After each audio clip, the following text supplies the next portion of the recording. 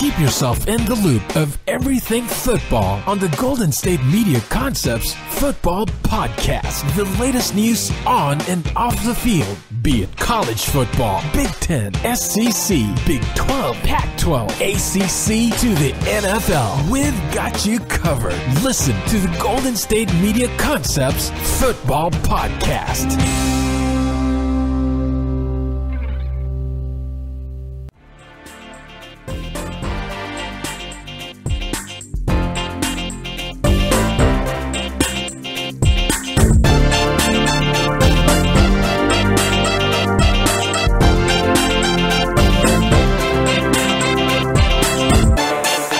And welcome to the GSMC Football Podcast. This episode is brought to you by the GSMC Podcast Network. And as always, I'm your host, Jesse Tapia. And for today's show, we're going to have a fun one. We got Dan Nicholson Jr. here with us for an interview. We're going to talk about what he's got going on for him. I think it's called the Cashline. And then we're going to make some picks. And then pretty much just go from there. So how you doing, Dan? Oh, I'm doing great, man. I'm doing great. I appreciate you guys having me on. Really humbled to be on, and thanks to the Golden State Media Company for even having me on. I appreciate it. No problem. It's good to have you here. So why don't you go ahead and tell us a little bit about yourself so we the people who listen know more about you. It's the Cashline is pretty much it's like a stress release family environment for people who love sports, and it's an escape. You know, it's an escape from our everyday lives. And the Cashline is it's an honest, loyal fantasy group, and we deal mostly with DraftKings and FanDuel. It's really been taken off well. Last 10 days, we profited over $3,800. One of our group members really had a great day, and I teach mostly, and most importantly, bankroll management and things like that. Because at the end of the day, it's still gambling. Yeah. You know what I mean? So I tell people you don't want to do anything or bet anything that's going to put your lifestyle in danger or anything like that. This is supposed to be fun and have fun with it. And it shouldn't be stressful. It shouldn't be stressful at all. It should be a good time watching the game and hoping you win a couple bucks. And if you don't, you know, life's still okay. Yeah, so it's pretty much like that stress reliever for you when you're watching the game, stuff like that. Just something to get away, you know? Something like that. Exactly. Yeah, and like I said, we teach. I teach lineup instructions. I do a weekly podcast. Like my dad always told me, he told me to find something that you love. You know what I mean, and try to make that your career. And it took me over 40 years to do it, but I'm doing it now, and I feel great, and I love it. I love seeing my group prosper and growing and things like that, and it's a beautiful thing to see. Yeah, and if you want to follow Dan, too, on his Twitter handle is DAN_DLN Sports. I got that right? Yeah, at Dan_DLN Sports, yeah. Yeah, so if you want to follow Dan there and learn more about it, you can follow him there. But is there anything else you want to talk about before we get into these games, or are you just ready to jump into it? Well, I also have a Facebook group that most of my traffic goes through, and that's Dan Nicholson, the Cashline on Facebook. You can follow the group or just regular Facebook requests, and I'll put you in a group. It's a private DFS chat, and that's all. Pretty much all we do is DFS talk in there, and it's a good group of guys in there, and it's really going good. That's good. You also got a YouTube channel too, correct? Yes, YouTube channel, DLN Sports, Daily Fantasy, the Cashline. All right, sounds good. So you ready to get into these games then? Yeah, well, let's get into it. All right, so first off, we're going to start off with Minnesota versus Atlanta. Atlanta's actually favored by 3 in this one. What do you think about this game?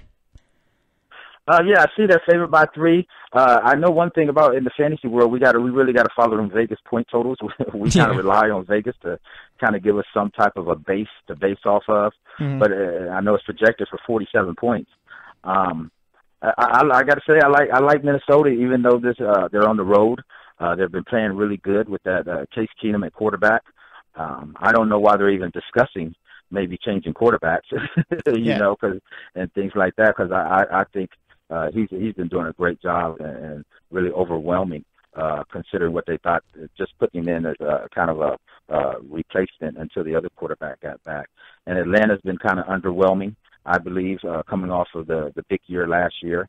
and things like that. But I really like Minnesota in this game. Yeah, me too. I'm gonna go with Minnesota in this one too, and I have the same thought. Same thought as you too. I don't really know why they're even like entertaining the fact of maybe they might go to Teddy Bridgewater, and they're not really committing to Case Keenum because I mean you're 9-2 right now, so I mean there's really no, if it ain't broke, don't fix it. You know what I mean? Exactly. And I actually remember watching the press conference where he said that. He said, it's not broke. What are we even talking about? Yeah. Exactly. All right, so next up we got Denver heading into Miami. Denver's favored by 1.5 right now. What do you think of that one? Both of these teams are. I know Miami started out hot, but they're coming back to being the same old Miami. Yeah. And I know it's projected for 39 points. It should be close, but I believe it's going to be a low close. You know what I mean? I can see a 17-14 and something like that. I would probably give Denver the edge because of their defense and because of Miami's quarterback situation and things like that. But this is almost that's why the projection is 1.5. I think it's almost a pick 'em. Between the two teams. Yeah, because I remember seeing last week too after Denver's game last Sunday, it was pretty much we didn't know who was going to be the starting quarterback, and even with that, you see Denver was still favored by a point. But I got Denver in this one too. I can't really just trust Miami right now, just because their offense has been terrible right now so far this season. And when your defense not playing well, that means your offense isn't playing well. That means the defense is going to be out there for quite a bit on the field. So it's really not a win-win situation for them. So I got Denver in that one too. Let's see next up. Exactly. Yeah, this game right here is going to be a tougher. Exactly. Yeah, this game right here is going to be a tougher one. You got Detroit hitting into Baltimore. Baltimore's favored by 3 in that one, and let me see what the points is on that one. I think it's at. It's at 43. The over/under's at 43.5. What do you think of that one? I love Baltimore's defense. I think especially at home, there's certain things I don't like to do, and I don't like picking on the best defenses in the league, and especially when they're at home. So I know Matthew Stafford is a franchise quarterback, and he's a good quarterback. I don't want to say great, but he's a good quarterback. But with the way Baltimore's playing and with that defense, I mean their defense is ferocious. Yeah. If you really pay attention to it, they're really ferocious. So even though Detroit can score, I know they can put up points. I would definitely go Baltimore in this game and just ride that defense and hope Flacco don't do too many things wrong. Yeah, I think this is going to be the first pick where I go against you. I'm going to go with Detroit in this one. It's just I know that Baltimore, they got one of the best defenses in the league, and they're 6-5 right now. So if they do make the playoffs, it's going to be a scary team. But I think for this game right here, I think Matt Stafford's going to be able to do enough he's going to be able to put up enough points because right now Baltimore's offense really isn't playing all too well. Joe Flacco really.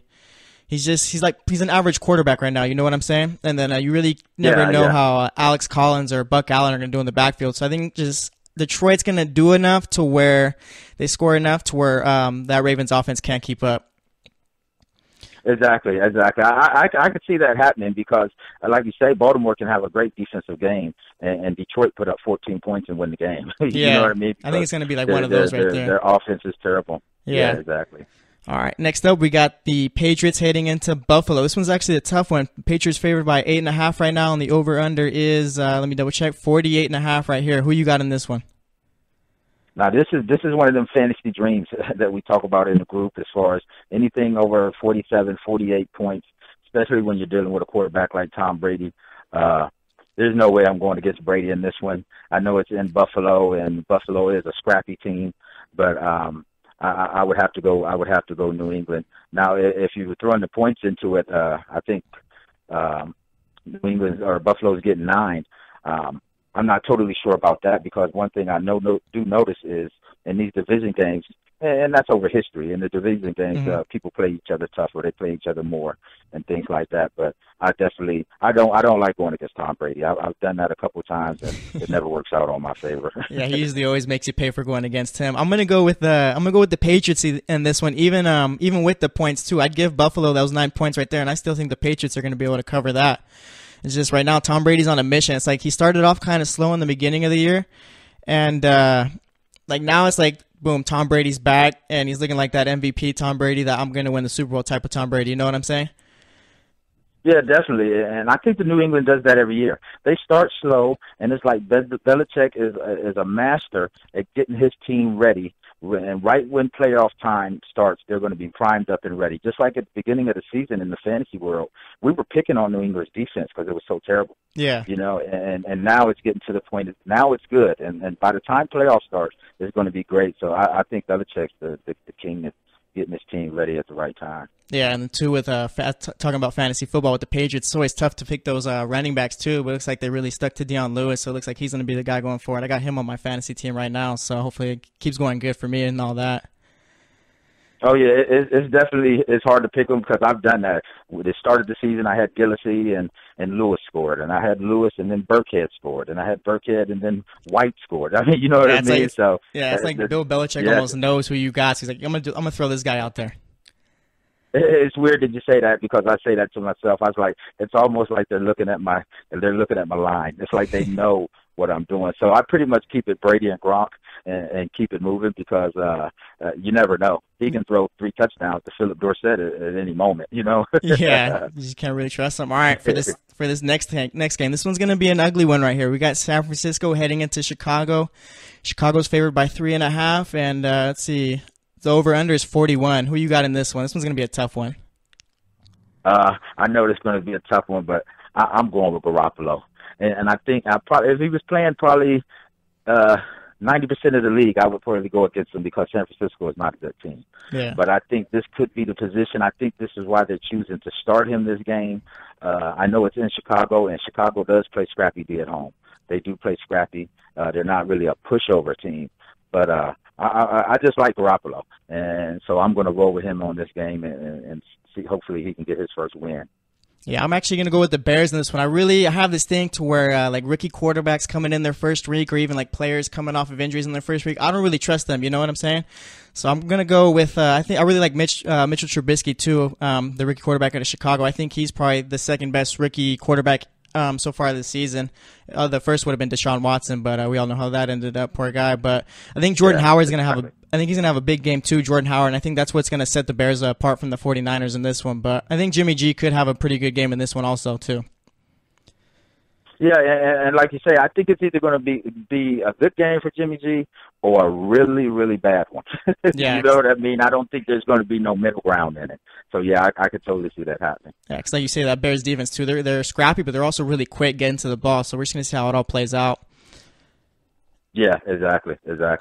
All right, next up we got Tampa Bay. They're heading into Green Bay. They're facing off with the Packers. Packers are coming off of that they lost to the Steelers last game. I think it was 31-28. It was a close one, but right now I think the Packers, they're favored by 3.5 in this one, I believe it is, or 2.5 actually, and the over/under is 45. Yeah, 2.5, and the over/under is 45. Who you got in this one?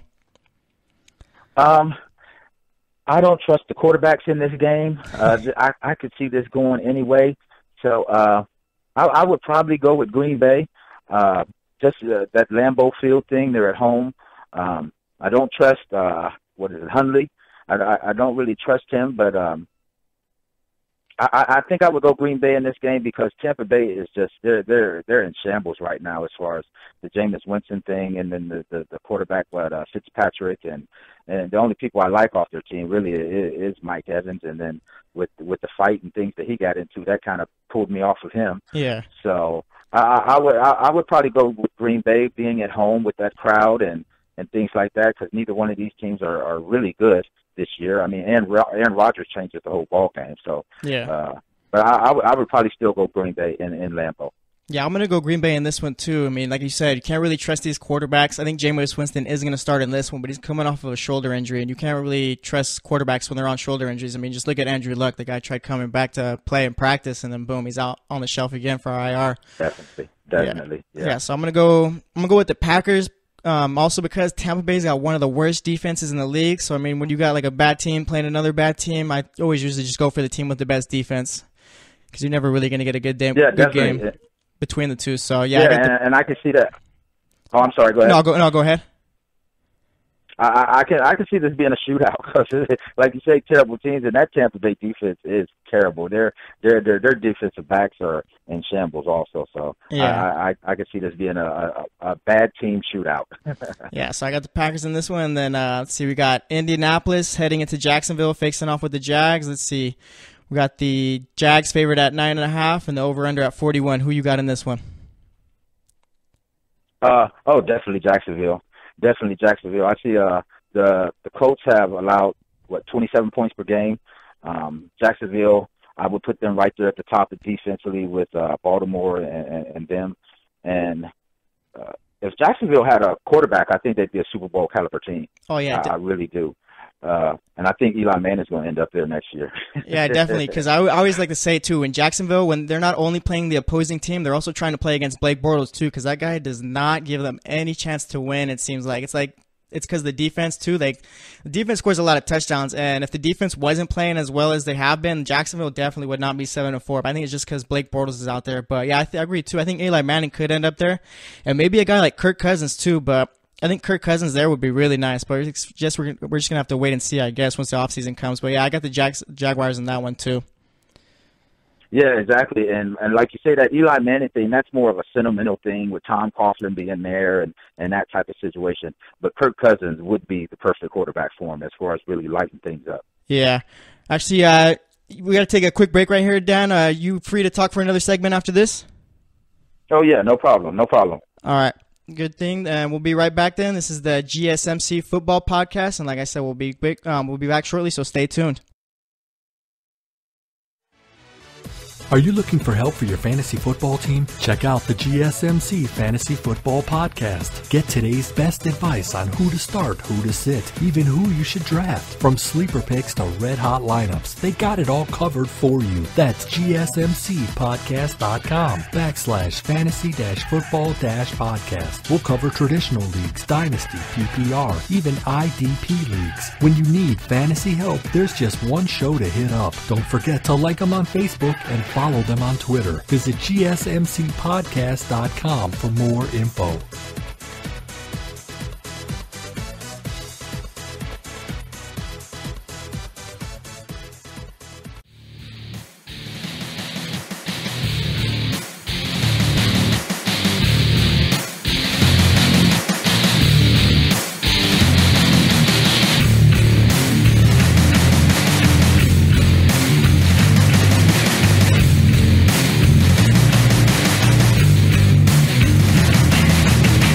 Alright, and welcome back to the GSMC Football Podcast. If you missed that last segment or need a quick reminder, as I like to say, me and Dan Nicholson here, I'm about to introduce him back in a few moments, but we were making some picks for our Week 13, and then for this segment, we're pretty much just going to finish off with the rest of the games. And welcome back, Dan, into this segment.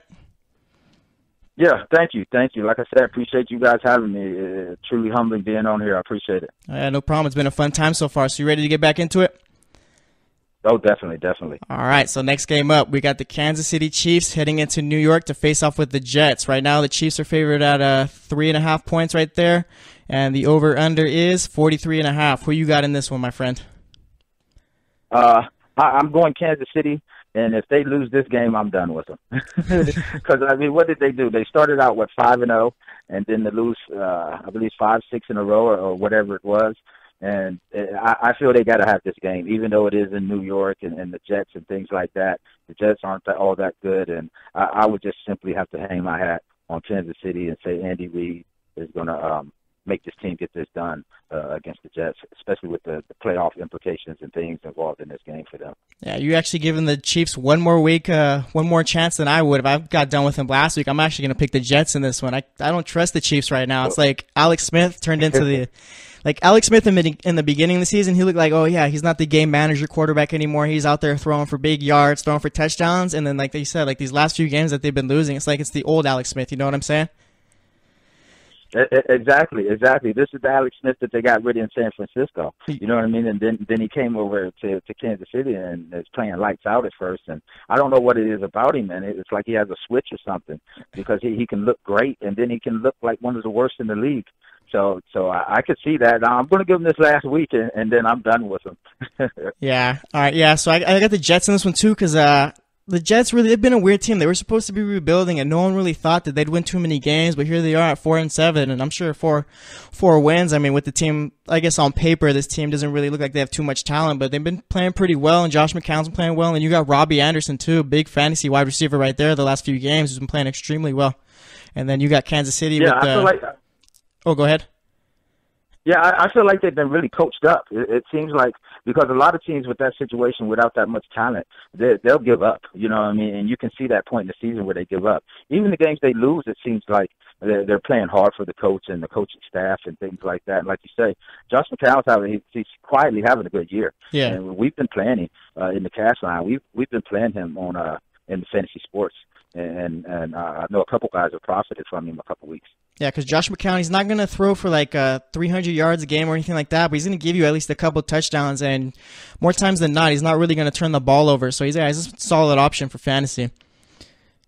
Definitely. I definitely agree. Yeah, so I got the Jets in that one. I think just the Chiefs secondary is going to let him down. I can't really trust Alex Smith right now, and then Kareem Hunt's been pretty much on the side of a milk carton missing, so we'll see how it all plays out, I guess. Yeah, and I think when they lost Eric Berry, it changed their whole defense. Yeah. All right, next up, we got the Houston Texans heading over to Tennessee to face off with the Titans. Let me check it right here. We got the Titans favored by 6.5 and the over-under at 43. Who you got in this one? I'm taking Tennessee at home. Like I said, that Deshaun Watson injury, that was brutal. He was looking like one of the best rookies to come out in a long time. Oh, yeah. He was surprising everybody, especially when they beat New England and in New England and things like that. So I would definitely have to go Tennessee and Mariotti, and with them dual backs that wear you down, and by the fourth quarter you're tired of tackling them with Murray and Henry. And I think Mariotti's good enough to get the job done. And when Houston lost J.J. Watt, that's the heartbeat of their team. He's the heartbeat of their team. Yeah. So I would definitely take Tennessee in this game all day. Yeah, I got Tennessee in this one too, but just going back to Deshaun Watson, man, it just stinks to see a guy like that go down, because he was on pace to have the best rookie season of all time, and he was already, I mean, you had guys like Richard Sherman out there saying next year he's going to be a top 5 quarterback, so it was just sad to see a guy like that go down, especially with the year he was having, especially going down in practice too. That's just terrible. Exactly. It wasn't even an injury. And, you know, I'm from Ohio, so I'm a Browns fan, and it's like every quarterback, I mean, and that's a whole nother story. That's a brutal lifetime story. But every quarterback we passed on is stars now. Carson Wentz, Deshaun Watson, even Trubisky's looking good, you know, and I can't understand it, but I'm not going to let my Brown thing get involved here. I'm taking Tennessee there. I'm a Dolphins fan too, so I kind of know how the whole quarterback thing goes. I think we've had like 17 quarterbacks since Dan Marino retired, I mean, and then the best one we've had, Ryan Tannehill, is out with an ACL injury. So, yeah, man, the quarterbacks have not been good to our teams at all. All right, speaking of the Browns, we got the Browns heading into L.A. facing off with the Chargers. Right now, the Chargers are 14-point favorites, and the over-under is at 43.5. Who do you have in this one? Oh, it's Chargers all day. And as a lifetime Browns fan, all my fantasy lines going to have Phillip Rivers in them this week. I might do a couple different ones here and there with Brady and things like that, but it's all about Phillip Rivers this week. I mean, I can't see him stopping him. I can't see him stopping Mike Evans. That Chargers defense at home, and they know they got the Browns, so they're going to be scrappy and flying all over the place. So this is probably the easiest game on the slate. Can you remind me, last year, was it the Chargers who gave the Browns their first win, I think it was, last year? Yeah, I think it was too. I think the only win. Yeah. Yeah, our only win. You know what? Yeah. We haven't won but one game in like 3 years. Yeah. I'm going to go out on a limb on this one. I'm going to go with the Browns in this one. Oh, yeah. Okay. I think because now they got Corey Coleman back, and then Josh Gordon, man, I've been waiting so long for him to come back. One of my favorite receivers. I remember I was watching highlight videos of him yesterday, and it's like when he was out there for that short time, it's like pretty much like it's almost like the guy wasn't trying, but he was so good athletically to where he could do whatever he wanted, you know? Exactly. And he's just hurt me so many times, because when we got him, and that first year he had the same numbers as Calvin Johnson when he was with Detroit, I thought that this was going to be, even if I didn't have a good quarterback, all you got to do is throw it up. Yeah. You know what I mean? I thought he was going to be the guy to at least turn the Browns around, and everybody knows what happened with that. But yeah, I don't know, but that's a good pick, especially with last year. And understand, I can get it, but I'm a Browns fan. I watch them every week, and it's like I just can't do it. Yeah, it's like really. But I appreciate you doing it. Oh yeah, it's like there's really this is one of those games where there's no reason to pick against the Chargers, but I just have it in my gut right here that, you know what, with Josh Gordon back, maybe the team's gonna get a little boost, and then DeShone Kizer, he's finally got 2 solid receivers out there to throw to, and then Isaiah Crowell, I think he's had good back-to-back rushing games, so I think they're gonna be able to pull this one out. Okay. I hope so more than you, believe me. All right, next up, this is going to be a good game right here. We got Carolina heading into New Orleans. New Orleans is currently favored by 5, and the over-under in this one is 48. Who do you got in this one? I'm taking New Orleans at home. I believe this is going to be a shootout, a total shootout. And I'm actually surprised with not the Saints offense, because they've pretty much been the same way since Bree's been there. But that Saints defense is not the same, and that's the difference in their record. If their defense was playing the way they've been playing the last 5 years, their record wouldn't be what it is now. You know what I mean? I think they would have 2 to 3 more losses on there and be right around that 500 mark where they usually are. Oh, yeah, that definitely. defense has really stepped up. Carolina, they're a good team. I know they're a good team, but on the road in that dome, I'm going to go with Drew Brees. Yeah, I'm going to go with the Saints too, but like you were saying, like the last few years, it's pretty much been Drew Brees taking that team on his back constantly with no help on the defense, and also too at the running back position. I mean, Mark Ingram, like he's been there for a few years, but this is by far the best year he's had, I feel. And then you got a guy like Alvin Kamara out there who can run the ball, but also if you need to throw him the ball out the backfield, then he's going to make some plays too. So yeah, we're going to see how New Orleans does, but I think I got them too. What do you think of Cam Newton as a fantasy quarterback? I can't really trust him. I mean, when he's taking off with the ball, he does well, but what do you think of him? I can't trust him either, and he seems like the perfect fantasy quarterback because the way he can run with his legs, the way when they're on the goal line, they don't give it to the running back. That's quarterback sneak time all the time. Yep. But he's so inaccurate. I mean, I've seen him throw 3-4 passes that were like pinpoint, beautiful passes, and then he'll turn around and throw an interception like where you say, "Why did you do it? Well, what was you thinking?" Yeah. You know what I mean? So I can't trust him, and with at least Breeze, I can at least trust him. You know, if he makes a mistake, I feel it's going to be a lineup assignment, or receiver turns the wrong route or something like that. But I mean, I like Cam Newton, but in this spot, I like Drew Brees, and like you say, I just can't trust him. He seemed like he would be fantasy gold. Yeah, but it doesn't work out that way. Yeah, because how often he takes off with the ball and usually puts up at least good rushing numbers when he takes off, and he's usually good for about a touchdown or 2 on the ground. But like you said, it's just his accuracy is just terrible. Yeah, exactly. And then the same with Drew Brees. It's like, yeah, he'll throw an interception, but Drew is always going to come back fire, and he's always going to do better, you know? So you'd really, like, you can allow Drew Brees to make a mistake for your fantasy team, but like, he's still going to end up helping you out more than he hurts you. Yeah, even in the games they lose, he still puts up 300 yards and 2-3 touchdowns. Yeah. You know what I mean? So his numbers are pretty much some of the most consistent in the league. I think last year he was like the highest fantasy quarterback as far as points, or at least close to it. So I play him whenever he's at home, and I also play him a lot on the road because a lot of people fade away from him when he's on the road, thinking, well, he's not at home. But even when they lose, especially when they lose, he's throwing even more. So because they're behind, you know. So, but their running game has really picked up. That Kamara, like you said, he killed my fantasy line last week. With that long touchdown that he ran. Oh, yeah. Because I was doing good until that touchdown, and then my ball just went the other way. Oh, yeah. Actually, I had a big day last week in fantasy. I had Kamara, I had Julio, I had Stafford, and then pretty much everyone else that didn't put up big points, I had them score touchdowns. So I had a pretty good week last week. Wow. Yeah, I lucked out. But as for that next game, we got the Rams heading into Arizona facing off with the Cardinals. Right now, the Rams are favored at 7 points, and the over-under's at 44.5. I think I know who. I think we might have the same pick on this one. Oh, yeah, definitely. This is another one of the quarterbacks that I missed out on. That Jared Goff and that Todd Gurley and that whole combination is the Cooper Kupp. And even Sammy Watkins is acting like he's not going to be hurt all year for once. So this is one of the easy ones. And ever since they got rid of Jeff Fisher, it's like it really exposed him to how terrible of a coach he's been. Oh yeah, Jeff. Or go ahead. Yeah, like I said, it just exposed Jeff Fisher. If you hear the players talk about it, they don't necessarily say he was a terrible coach, but they say, well, this coach lets us do this, this coach lets us do that, he gives us freedom for this. And because last year, Jeff Fisher made Jared Goff look like he wouldn't even last in the NFL. Wouldn't even let him dress. I remember people were trying to label him as a bust too so early. I was like, you know what, might just be Jeff Fisher, so let's take it easy, wait next year. And sure enough, Jeff Fisher's gone.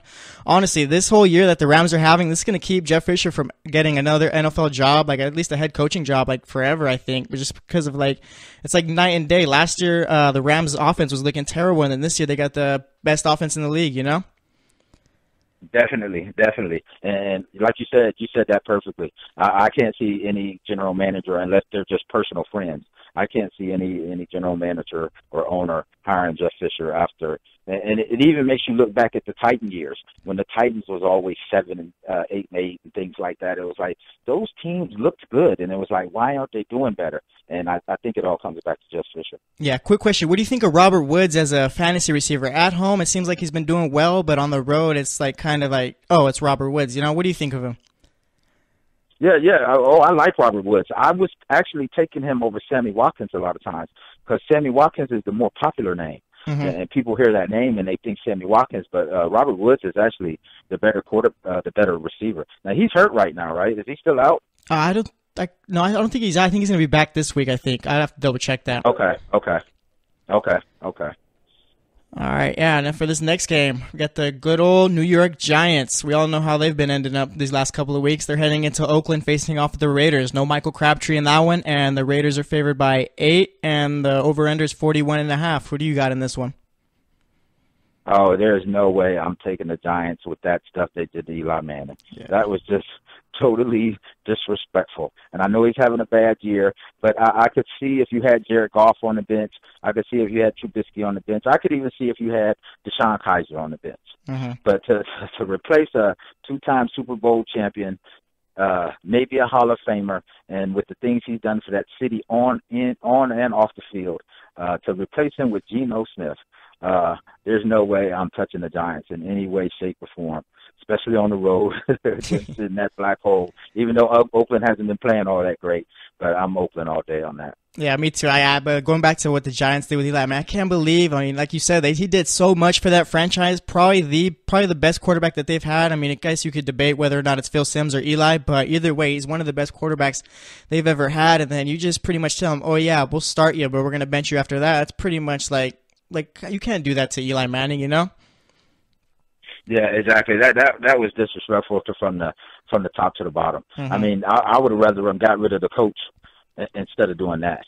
You know, because the coach is probably going to be gone next year anyway. And if they were going to get rid of Eli, just keep him, let him finish the season, show him some respect, and let him move on next year.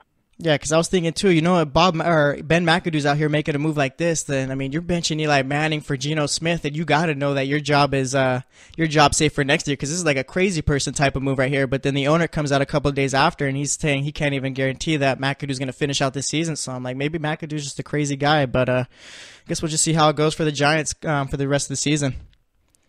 Yeah, exactly. All right, and then we got a good Sunday night game coming up. Philadelphia, they're going to be heading into Seattle. I think Philly should be favored. I think they're favored, 5.5 points, and the over-under is 47. Yeah. Who do you have in this one? I think I'm going against the grain here. I think I'm going to take Seattle at home. They kind of scared me with I know Cam Chancellor is out and Richard Sherman's out, and so that defense isn't as solid as it is. But I think Philly's been on such a ride and on such a high with these couple of weeks, and reading the media reports and the Sports Center, and Carson Wentz is God and things like that. He's having a fabulous season. Oh, yeah. He's doing way better than I thought. But I think at Seattle, I think this is the game that Philly loses. Really? I'm gonna go with Philly in this one. This is gonna be the game because, like you said, right now Philly's hot right now. They're 10-1. Carson Wentz is probably the MVP frontrunner. At least I think he is. And then I think this is going to be the game right here where in Seattle, because it's tough to win in Seattle as it is, no matter who you are. I think this is going to be the game that Philly wins. We're like, oh, you know what? Philly's legit. This is a true Super Bowl contender right here. So I think Philly's going to pull this one out. I think, looking ahead into the season, I think if Philly was to drop one, honestly, it might be against a team like Dallas at the end of the season, because right now Dallas is 6-6. They got the Giants and then the Raiders after that, and they'll get Zeke back. So you know what? It's good. I think that game might have some playoff implications for Dallas. So I think if Philly's going to drop one, it'll be that. Yeah. But I like Philly against the Seahawks right now. And then last game. Yeah. Go ahead. No, go ahead. I'm ready for that last one. I'm ready, yeah. You ready for this last one? All right. This is going to be the Pittsburgh. It's going to be on Monday night. So it's going to be Pittsburgh heading into Cincinnati, going up against the Bengals. Just want to say right now, Antonio Brown has just been a blessing for my fantasy team. Oh, boy. Yeah, but right now, Pittsburgh. Or go ahead. I'm loving Pittsburgh, just like what you just said. I've been riding Pittsburgh. Pittsburgh is probably the team that won me the most money last year. I play Roethlisberger every week. Now, he hurt me a lot of weeks, especially on the road. I know you're not supposed to play him on the road, but one thing about that offense, they can explode at any moment. Oh yeah. But statistically, they are worse on the road, and I do get it and I do see it. But I play at least one line with Roethlisberger, Bell, or Brown every week, just in case.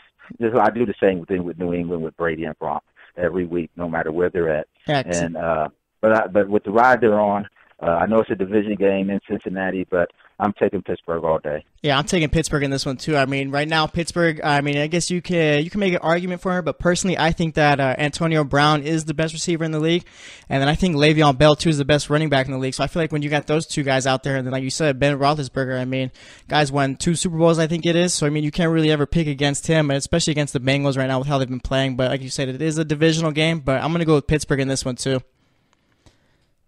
Definitely. I definitely agree with that. You think Antonio Brown's going to be able to keep up the little hot streak he's been on in fantasy? Yeah, but I mean, he's expensive. You know what I mean? And with me playing the weekly fantasy, because he's always up around that 9K range. Mm-hmm. You know what I mean? So if he doesn't go off, it definitely hurts your line. But I play him just about every week, at least somewhere, because he's capable of going on any given play. And like you say, he is the best receiver in the league. You know, especially with Odell going down, it doesn't even leave a question. But even when Odell was playing, I still thought Antonio Brown was the best receiver in the league. Mm-hmm. Yeah, I agree too. But that's actually going to wrap it up for our games that we got. I want to thank you, Dan, for being on the show today. It was actually a fun time talking the games with you. Oh, you too, definitely. I thank you too, man. And like I said, a big shout out to Golden State Media Company for having me on, and Mr. Tate and things like that. I really appreciate you guys and the opportunity you presented to me, and I really appreciate it. Yeah, it's been a fun time. Once again, if you want to follow Dan on Twitter, you can follow him at Dan_DLN Sports. So there he is on Twitter, and then you want to throw out that Facebook name too, and then the YouTube, just so they know again. Yeah, it's on Facebook. It's Dan Nicholson, the Cashline. Or if you can't find that for some reason, you can just Facebook friend me at Dan Nicholson, and I'll throw you in the private group. And then on YouTube, it's DLN Sports Daily Fantasy, the Cashline. All right, sounds good. Once again, thanks, Dan, for being on the show. And for next up, we're going to be talking about who needs a big win. And let's see, pretty much anything else going on football. So stay tuned, and we'll be right back. Check out the show that's built on the MMA. From the UFC to extreme cage fighting, they got the fights covered. Check out the GSMC MMA podcast. Get the latest news on past or upcoming fights. Join us as we talk to and about some of the biggest names in the MMA, past, present, and future. When it's the fight game, there's just one show to check out. GSMCpodcast.com/MMA-podcast. Don't forget to like them on Facebook and follow them on Twitter. Visit GSMCpodcast.com for more info.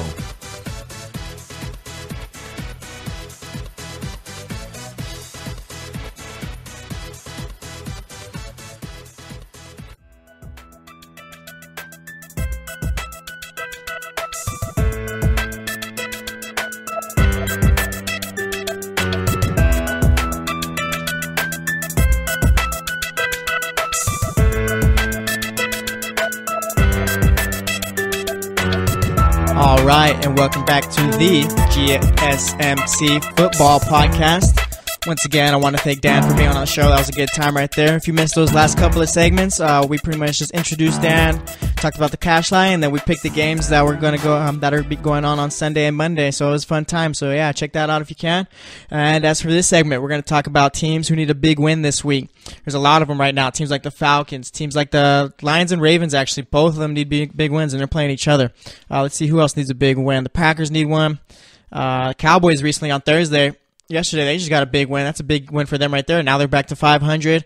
And like I said earlier, they got actually not earlier. I was on the other podcast, got mixed up. But yeah, Ooh, actually, we haven't even talked about the Thursday night game. You know what? We'll talk about the Thursday night game on the last segment. But for this one, like I said, we're still going to do the teams who need a big win. But let's just get into it right now. Let's see. The Falcons, like I was saying, they need a big win. Right now, they're 7-4. And let's see. Let me see what it's looking like in the playoff race right now. So you got Atlanta, who's 7-4 right now. They're a game back of Carolina for that 5th spot in the wild card, and then a game back of the Saints too for that division lead. And right now, like I was talking about earlier with Dan, the Falcons really they've been kind of underwhelming so far this season. The offense really hasn't been up to par, hasn't played to the standard that we all know they could play to.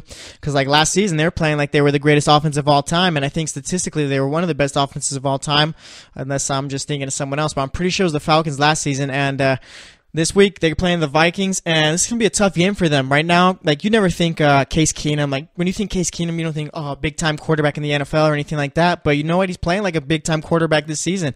The guy's out there. He's not throwing for 400 yards or anything like that, but he's out there getting from anywhere from 250 to 300 at least yards a game, throwing for a couple touchdowns. And you know what?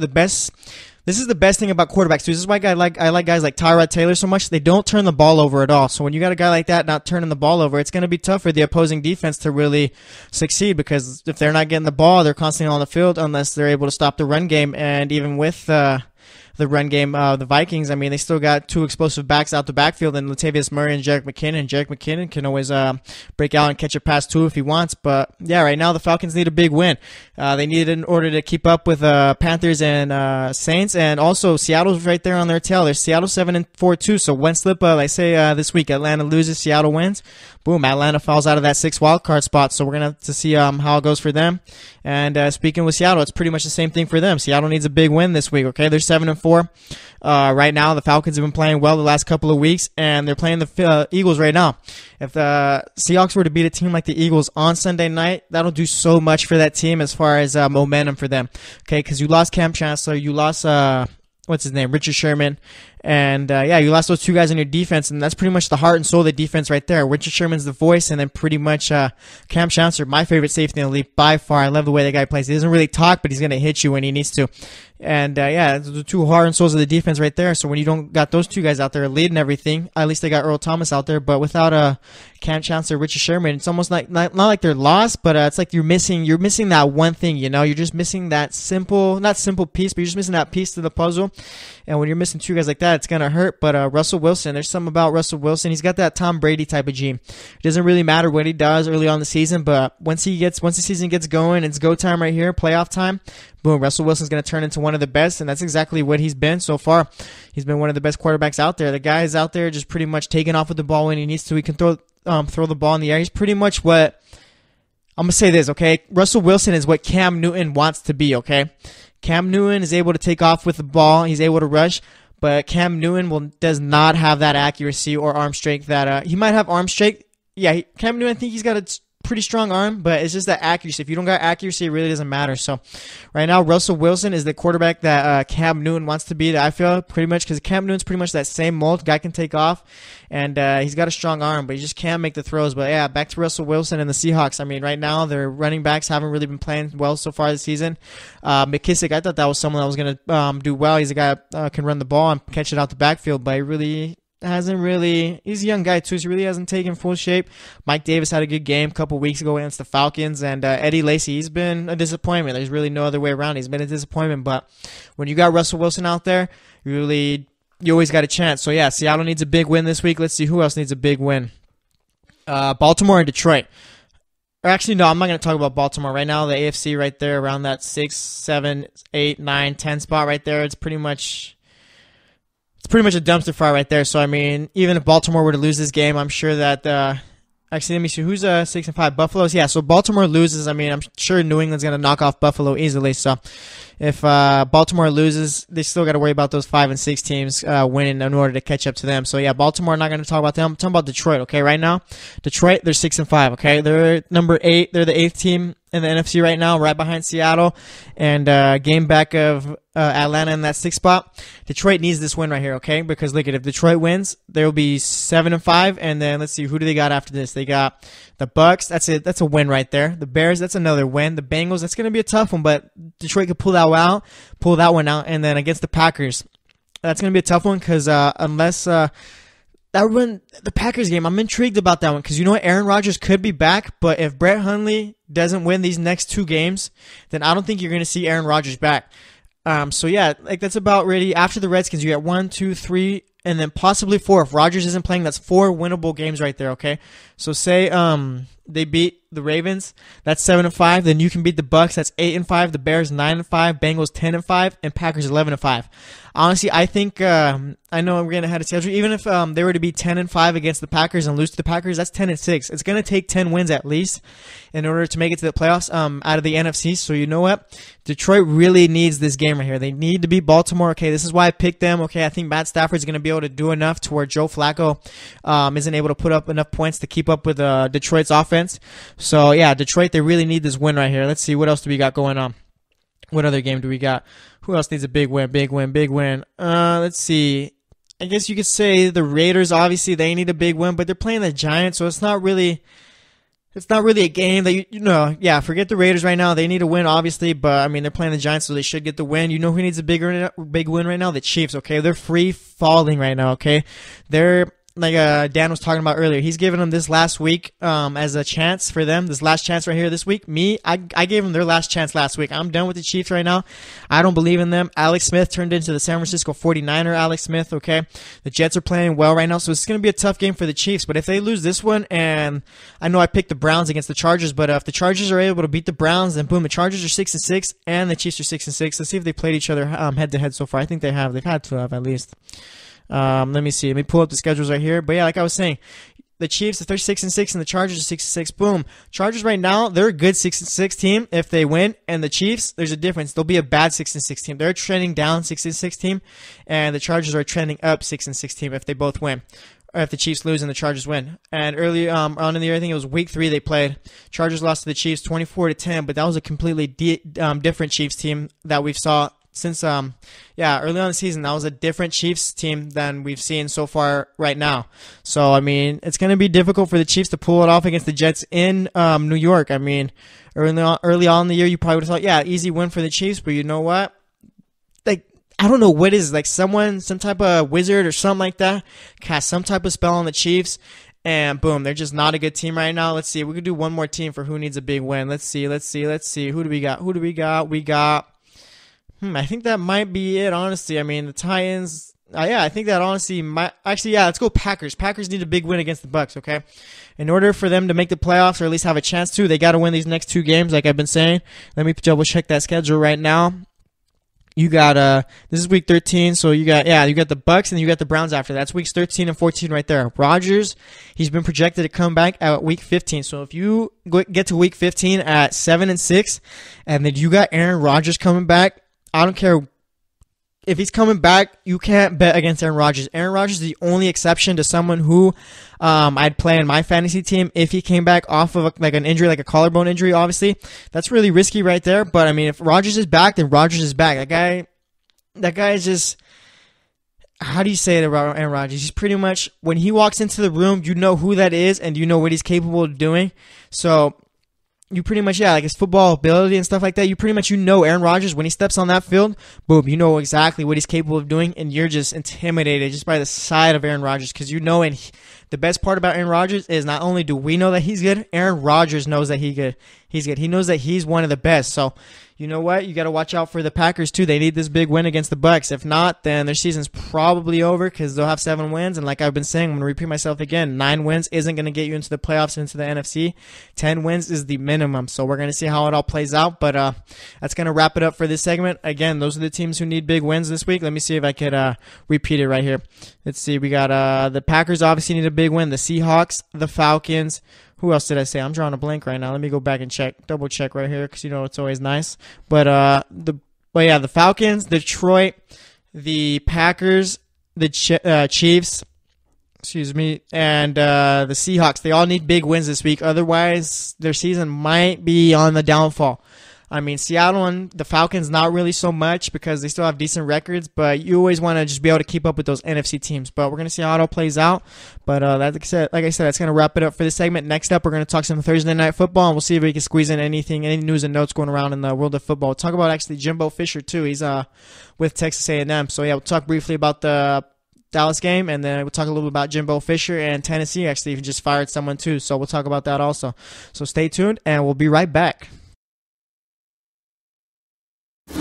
Check out the show built around the women of MMA. From the UFC to the extreme cage fighting, we got the fights covered. Listen. It's the Golden State Media Concepts Women's MMA Podcast. The latest news of upcoming fights, discussions of previous matches. Join us as we talk to and about the biggest names in women's mixed martial arts, past, present, and future.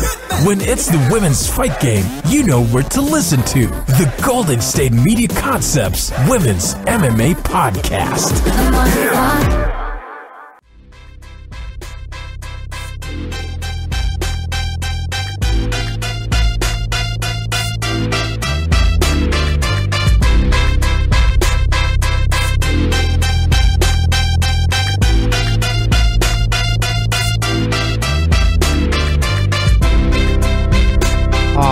And welcome back to the GSMC Football Podcast. Sadly, this is going to be our last segment. I know you're sad. I know I'm sad. But we've had a fun show throughout. We talked with Dan Nicholson of the Cashline.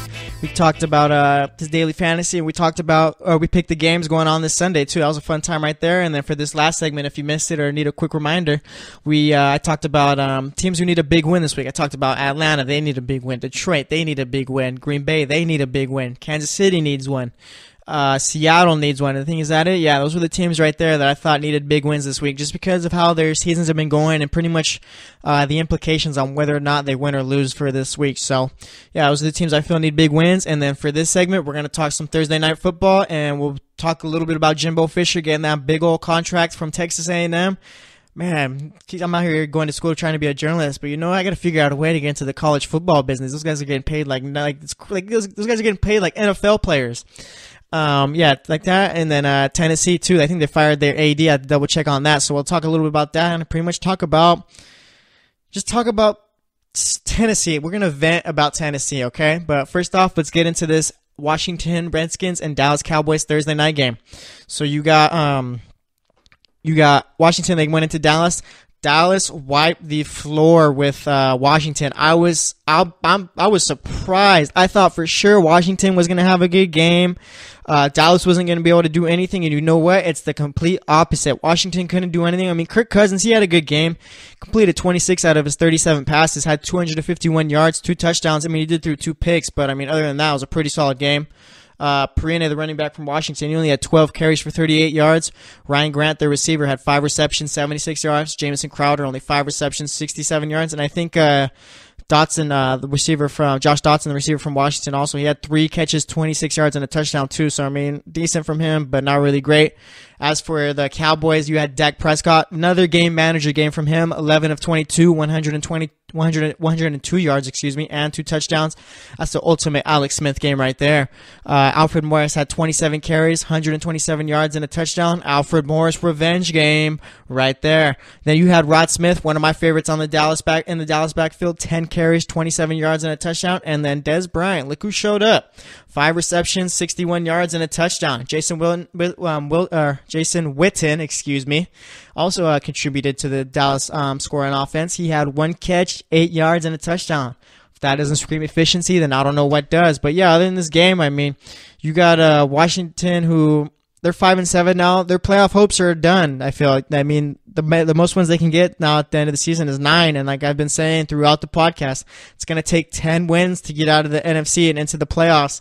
And Washington's not going to be able to pull it out. I mean, Kirk Cousins pretty much just don't get hurt, Kirk. Don't get hurt, okay? Play these games out so you can get paid.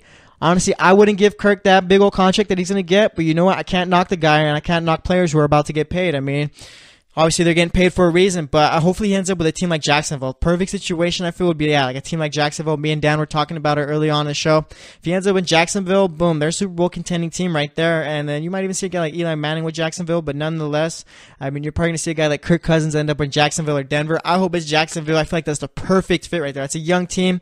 Kirk Cousins is in the prime of his career as a quarterback. I need Kirk Cousins in Jacksonville just because of how Jacksonville's been a bad team for way too long. We need them to step it up. I mean, this year they're a good team, but they're pretty much a team that's held back by their quarterbacks. You got a guy like Kirk Cousins out there, boom, Super Bowl contenders. Then as far as Dallas goes, they're 6-6. Dallas has, let's see, who do they have next week? I've been repeating it, but you know what? I just keep forgetting. Yeah, they're 6-6, and then who do they got? They got the Giants next week, and then they got the Raiders, okay? They're able to pull out those 2 wins. Boom, they're 8-6. You know who comes back against Seattle after that Raider game? Yeah, you guessed it, Ezekiel Elliott. He comes back. Dallas is a whole nother team. Dak Prescott is no longer game manager, poor man's Alex Smith, okay? When Ezekiel Elliott's out there, we all like to talk about how Dak Prescott's one of the better quarterbacks in the league, and we're going to see. I mean, they really need these next 2 wins. They need the Giants win. They need to beat the Giants, and they need to beat the Raiders, because I'm gonna stick to it, okay? If the Cowboys lose 1 game, I think they're done. Like I've been saying multiple times, I'm going to repeat it again for you. If it's going to take 10 wins to get out of the NFC and into the playoffs, and Dallas really can't afford to lose another one, because right now they're at that 6-loss threshold right now, so they lose another one, I think they're done. But we're going to see how it all plays out. Let's see, anything else notable about Dallas? I think that's it. I pretty much said all I needed to say. I mean, let's go over the Redskins schedule real quick, just in case, just in case one of those wildcard teams drop a couple of games and they give Washington a chance to jump back in it, which I don't think they're going to be able to, because you got to worry about the Packers, who are currently 5-6. I think it is 6-6. Can't remember exactly, but yeah, they get the Chargers next week. That's going to be a difficult game. Then you got the Cardinals, the Broncos, and the Giants. So I mean, the Chargers are their most difficult game, but like I said, it's going to take 10 wins, and I think Washington's out. Washington's a team, too. I'm kind of worried about what's going to happen to them. They're going to lose Kirk Cousins. It's kind of set in stone that it's going to happen unless something crazy happens. But, yeah, it's pretty much set in stone. The guy's going to be gone, so who's going to be your quarterback? You don't got RG3 anymore, obviously. That guy is gone. Not sure if he's ever going to be back in the league. But, yeah, I mean, you're going to have to draft a quarterback. And you know what? I mean, honestly, I'm going to throw this out here, okay? It's kind of a crazy idea. If I'm the Redskins, I know Kirk is leaving at the end of the season. Bench Kirk Cousins. You know he's gone. I mean, Kirk Cousins, I'm sure he's not going to care about it. If I'm only saying this, too, if both know it in their hearts that Kirk Cousins is going to be gone. If Kirk Cousins knows he's leaving Washington, if Washington knows that Kirk Cousins is leaving, I say just bench the guy. That way, Kirk Cousins, if he's benched, he's not going to get hurt. He's going to be able to make that big money. And same with the Redskins. Right now, they're at 5 wins. You're going to need a quarterback in order to be successful in this league. And next year, Washington's going to be extremely bad without Kirk Cousins. And I'm not even too high on Kirk Cousins either. I think he's a top 10 quarterback. But, I mean, the quarterbacks right now in the league, it's like a down year based off of the play. But, I mean, nonetheless, like I said, he's a good quarterback. Yeah, Kirk Cousins, I'll say this. He's a good quarterback. Not a great one yet, but he's a good quarterback. But like I was saying, if Washington loses Kirk Cousins after this year, they're going to be in some big trouble next season. They're going to be a bad team because they don't have a backup unless they got some guy back there that I don't even know about. But I think they should bench Kirk Cousins for the rest of the season in order for them to get a good draft pick. You go for a guy like Rosen, Darnold, Josh Allen, or even Lamar Jackson. I think there's a quarterback out of Washington State, too. I'm drawing a blank on his name, but he's going to be coming out. I think everyone's pretty high on him, so we're going to see how it all plays out for them. But let's talk about some college football real quick. Let me see. Let me get this update right here. Make sure I got it right. I think it's, where is it? Oh, yeah, Jimbo Fisher. The guy is Texas A&M's new coach. Listen to this contract that he got.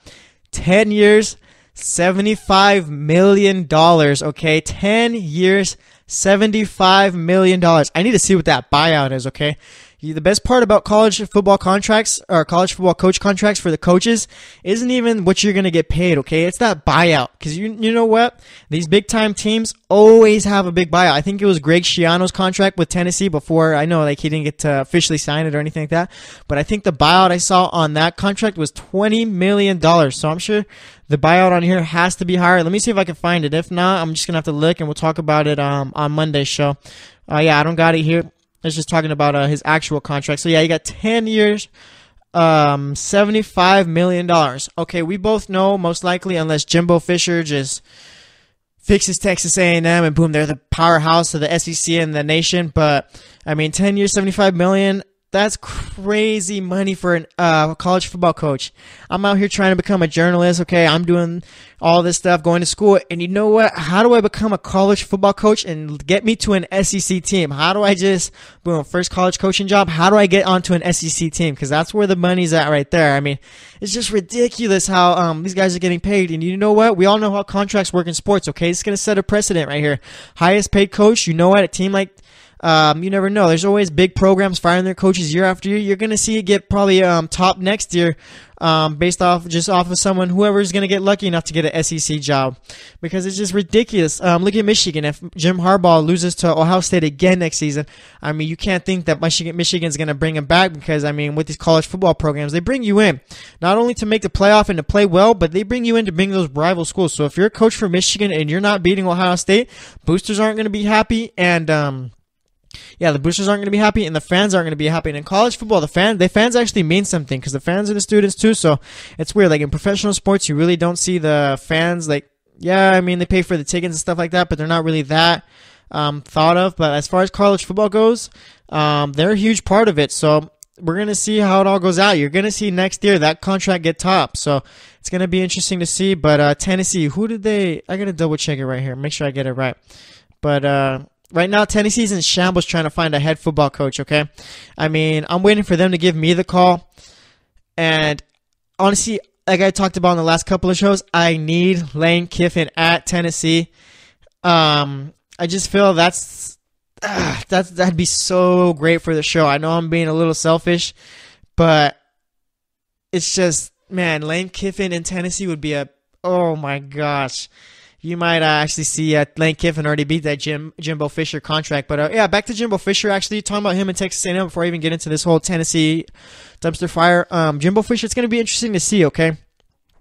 Because when you had Jameis Winston out there, okay, boom, Jameis Winston, like, I'm not saying Jimbo Fisher's not a good coach, but without Jameis Winston, you're probably not going to see Jimbo Fisher getting this contract. And then when you got Ricky Jean-Francois going out in the first game against Alabama, and I mean, was the team really that bad, or the quarterback that bad to where you went 5-6? Again, I'm not saying that Jimbo's a bad coach, but let's see how he does at Texas A&M. Let's see what kind of team they got and what kind of players he recruits. But let me see. I think I'm going to find it right here. All right, yeah. So Brett McMurphy, he's a college football writer. I think he works with ESPN too also. He talked about how Tennessee, they fired their AD, John Curry, because he was prepared to hire Mike Leach, and Philip Fulmer, he says, was sabotaging. Again, I'm just saying what this guy's tweeting right here, okay? Yeah, I'm pretty sure he works with ESPN, but how do you say? Yeah, I'm drawing a blank right here, but Tennessee fired John Curry, okay, the AD. This guy says that Philip Fulmer has been trying to sabotage the coaching search, in order for him to become the Tennessee athletic director. And you know what happens? They fire John Curry. You know who becomes the athletic director? Philip Fulmer. So you know what? Mike Leach isn't going to be there, and Philip Fulmer is the new AD. This whole Tennessee situation is a complete dumpster fire, and I just don't understand what they're doing out there. They've botched this to the max. It's just nothing is going good out of it right now. But I mean, I'm not even sure who their next coach is going to be. Kevin Sumlin's out there. Maybe they'll try and get him.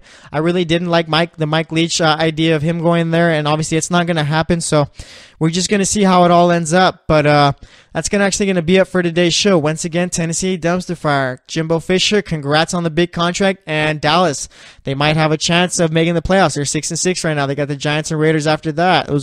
Giants aren't a good team. Raiders really don't know who they are. But yeah, it's going to wrap it up for today's show. Once again, thanks to Dan Nicholson for coming onto the show. It was fun talking with him and picking the games. We talked about teams that need a big win. And like I said, we just recap this segment. We talked about Dallas, the Thursday night game, Dallas and the Redskins. Do Washington need to bench Kirk Cousins for the rest of the season so they can have a high draft pick? Maybe. We'll see how it all plays out. But yeah, it's going to be it for today's show. It was a fun one throughout. Once again, this is the GSMC Football Podcast. We'll be back on Monday, and I'm your host, Jesse Tapia. Stay tuned, and we'll talk to you later. You've been listening to the Golden State Media Concepts Football Podcast, part of the Golden State Media Concepts Podcast Network. You can find this show and others like it at www.gsmcpodcast.com. Download our podcast on iTunes, Stitcher, SoundCloud, and Google Play. Just type in GSMC to find all the shows from the Golden State Media Concepts Podcast Network. From movies to music, from sports to entertainment, and even weird news. You can also follow us on Twitter and on Facebook. Thank you, and we hope you have enjoyed today's program.